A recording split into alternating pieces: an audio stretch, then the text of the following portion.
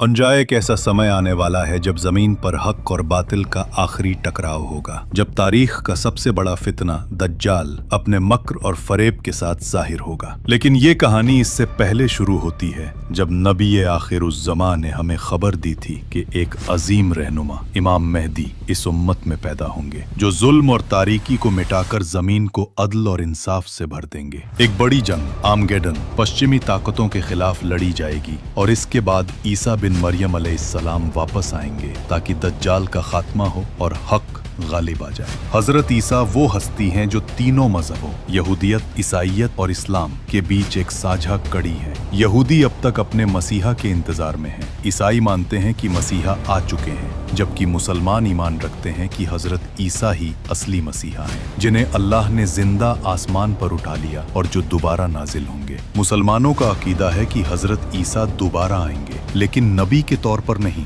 बल्कि नबी के उम्मती के तौर पर। उनका आना कयामत की बड़ी निशानियों में से एक है। इससे पहले एक अजीम कायद इमाम मेहदी जाहिर होंगे और उनकी क़ियादत में जमीन पर अदल और इंसाफ कायम होगा। मगर इसी दौर के आखिर में दज्जाल जाहिर होगा। नबी सल्लल्लाहु अलैहि वसल्लम ने फरमाया, दज्जाल एक आंख से अंधा, घुंघराले बालों वाला, मजबूत जिस्म वाला। न वो कोई निज़ाम है, न टेक्नोलॉजी, न मुल्क, बल्कि एक हकीकी शख्स। दज्जाल का ज़ुहूर ईरान के शहर इस्फहान से होगा। वो अपने लश्कर के साथ निकलेगा और मुसलमानों को शिकस्त देता हुआ यरूशलेम तक पहुंचेगा, जहां मुसलमान महसूर हो जाएंगे। तब हजरत ईसा आसमान से नाजिल होंगे और दज्जाल को कत्ल करके इंसानियत को उसके फितने से नजात दिलाएंगे। नबी सल्लल्लाहु अलैहि वसल्लम ने फरमाया कि दज्जाल के ज़ुहूर से पहले 3 साल सख्त कहत के होंगे। जमीन पर बारिश नहीं होगी, फसलें सूख जाएंगी और इसी भूख और मोहताजी के आलम में